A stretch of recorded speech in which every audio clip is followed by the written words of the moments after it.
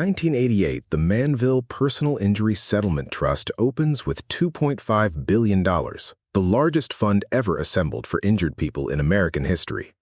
The first claims are paid in full, 100 cents on the dollar. How long did full payment last? Roughly 2 years. Claims kept arriving, thousands more than the projections. By 1990, the largest injury fund in American history was nearly out of money. It suspended payments, went back to court, restructured, and when it resumed paying, claimants received about 10 cents on each dollar their claims were worth. The rate has moved since, down, briefly up, down again. Today, it pays 5.1%. So the first lesson of the trust system was that the damage was bigger than the money. That's the lesson every trust after it was built around. And there were a lot of trusts after it. Today on Asbestos, a conspiracy 4,500 years in the making. Episode 37, The Trust Fund System. Pennies on the dollar by design. Asbestos, a conspiracy 4,500 years in the making, is brought to you by Danziger and Dayano, the firm that files trust claims families didn't know they had. Dandel.com. That's DANDELL.com. Last episode, the Manville bankruptcy. A solvent company reorganized its way out of 16,000 lawsuits and built the first settlement trust. What we didn't cover was what happened next. Everyone else followed. Over the next decades, more than 60 asbestos companies took the same exit. USG, Owens Corning, which by then owned Fiberboard, the company Clarence Burrell sued, one after another into Chapter 11, out through a trust. 60 separate trusts. Who keeps track of what they're all worth? Here's the uncomfortable answer. Ask the internet and you'll get one number, $30 billion. Every website, every TV ad, every article. It's been the same number for going on 2 decades. And that number is a 2011 capitalization estimate with the date stripped off. What you can actually prove from the annual reports the trusts file in bankruptcy court is $17 billion. The real figure is probably somewhere in the low 20s. Nobody knows exactly, because adding it up is nobody's job. There's no registry. The system reports to 60 separate court dockets, and that's it. Somebody adds it up. One place does, asbestostrusts.org.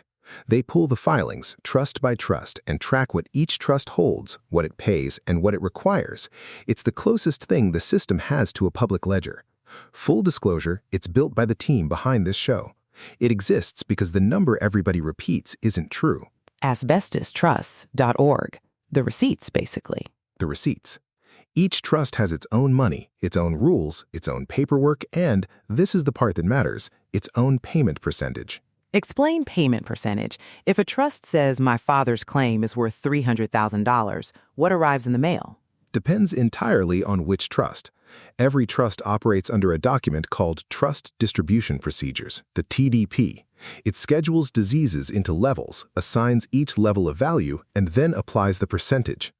A trust paying 100% sends the full amount. A trust paying 5% sends $15,000 for the same disease, the same evidence, the same dead father. That's the hypothetical. Give me the real one. The Manville Trust, the original, schedules mesothelioma at $350,000.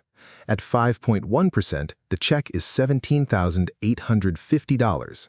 $17,850 for mesothelioma. And that's the flagship. Across the system today, the range runs from Shook and Fletcher at 58% down to Artra at 0.7%.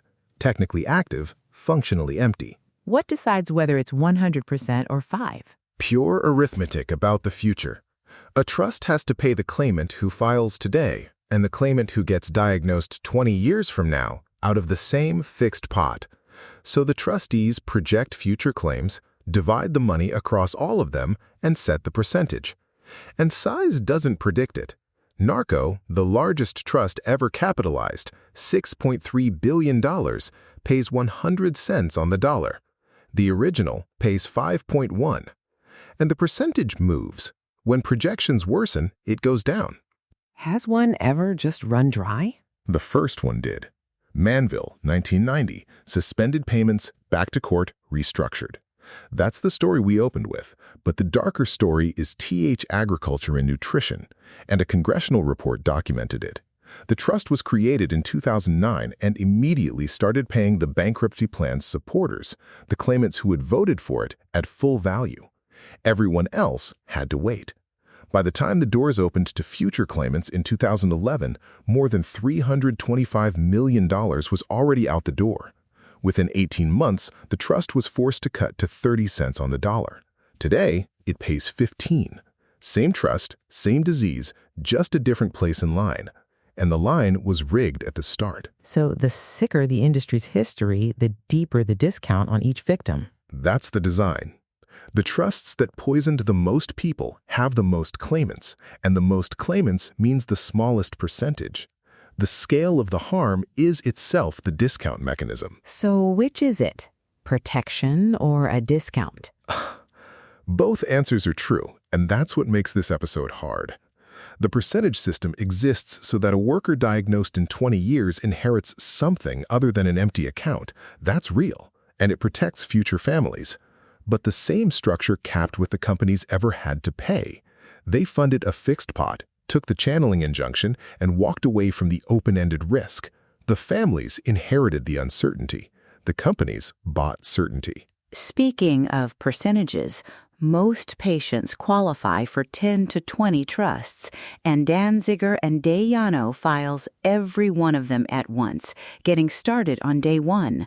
Complete paperwork lands the expedited track, often 30 to 90 days, not a year.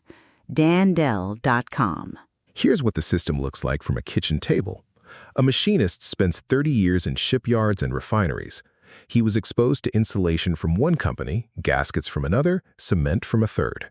Several of those companies now exist only as trusts. His family doesn't file one claim. They file with every trust whose products touched his work history, and where a viable company still exists, they can sue it in court at the same time. Trust claims and lawsuits aren't either-or. Which means the work is reconstruction, proving where a man stood 40 years ago. Ship names, job sites, union records, purchase orders showing whose insulation was on which pipes, in which yard, in which decade. The trusts pay on documentation, and the documentation is the same buried paper trail this entire series has always been about. The Simpson papers proved the industry knew. The exposure records prove your father was standing there when they knew it. And that's the strange inheritance. 50 years of corporate paperwork built to hide the harm, and now a family's compensation depends on paper surviving. The system exists because the documents survived. No documents, no verdicts. No verdicts, no bankruptcies. No bankruptcies, no trusts. Tens of billions of dollars sitting in accounts today because someone kept the memos they were told to destroy. And nobody is watching the till. The director of the U.S. Trustee Program, the closest thing these trusts have to a regulator, told Congress in 2017, quote, "There is no independent policeman. There is no watchdog." When the GAO looked at 11 trusts, 3 had ever audited their claims. 1 had sent medical evidence out for independent review. 20-some billion dollars, whatever the real number is, self-reported and self-policed. How many of the 60 trusts are still open? The overwhelming majority, still open, still processing, still paying. Manville alone has paid $5.3 billion to more than 1 million claimants. What's left of the original $2.5 billion? About $540 million. New claims are filed every day because the latency period means new diagnoses every day, 20 to 50 years after exposure. The system was built for exactly this long tail, and the playbook is still evolving. Georgia Pacific never even filed for bankruptcy. It split itself into two, a maneuver called a Texas two-step, parked its asbestos liability in a shell company called Bestwall, and let the automatic stay do the rest. Every claim frozen for 8 years. A federal appeals judge put the toll at nearly 25,000 claimants dead during that stay, 10,000 of them from mesothelioma, while the parent company stayed solvent the entire time. 25,000. The 16,000 from last episode were the original wound. This is the sequel, bigger and perfectly legal. More than 40 years after the first bankruptcy, and the line outside the claims window hasn't ended. That's not a legacy system, that's a running tally. Exactly as intended. One thing about that documentation, for 30 years, Danziger and Dayano has been the firm that finds what companies buried, the exposure records, the internal memos, the purchase orders proving whose product was on the pipes. That's how trust claims get paid at full scheduled value instead of coming back rejected. The paper trail assembled right the first time, which is what lands claims on the expedited review track, months instead of years in many cases. They've done it for over 1,000 families since 1995. If someone you love worked around asbestos and is facing a diagnosis, the records exist. They know where to look. And the map of the whole system is public. Every act of trust, what it pays, what it requires, at asbestostrusts.org. Call Danziger and Dayano, dandel.com, DANDELL.com.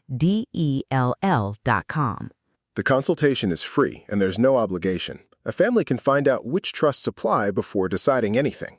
7 days a week, dandel.com. You've been listening to Asbestos, a conspiracy 4,500 years in the making. Episode 37, The Trust Fund System. Research, writing, and production for this series is supported by Danziger and Dayano, a national mesothelioma law firm with over 30 years of experience and nearly $2 billion recovered for victims and their families. Next time, we've spent 36 episodes on how this happened. Next episode is about what to do if it happens to you. A diagnosis arrives. What are the first 3 phone calls? What's the difference between a trust claim, a lawsuit, and a VA claim? And which ones can you pursue at once? What does the timeline actually look like for a family in the middle of it? The episode we've owed people since episode 1. Episode 38. What your family needs to know. On Asbestos, a conspiracy 4,500 years in the making. The first trust paid full value until the money ran out. Every trust since just priced the running out in advance. Pennies on the dollar by design. We'll see you next time. Stay with us. The mics are still hot. Somewhere there's a spreadsheet with every disease in a column and a dollar value next to it. The TDP schedules. Somebody maintains those files, updates the values, version control on the price of mesothelioma. Please see attached, What Your Dad Is Worth, Revision 6. Almost only one direction. Manville raised its percentage exactly once. 2008, 5 up to 7.5, mailed out retroactive checks, $365 million. The system worked once. Then it went back down. It's the only market where demand going up makes the price go down. Because the pot is fixed. More claimants, smaller slices. The actuaries from episode 35 would recognize the math. Oh, they love it. It's their masterpiece. 1918, don't insure the workers. 2026, fine, insure them, but at 5%. Here's the one that gets me, though. Every trust is a company that stopped arguing. 60 of them. No trial, no verdict, no confession on the courthouse steps, just a funded account and a claims process. 60 guilty pleas filed as paperwork.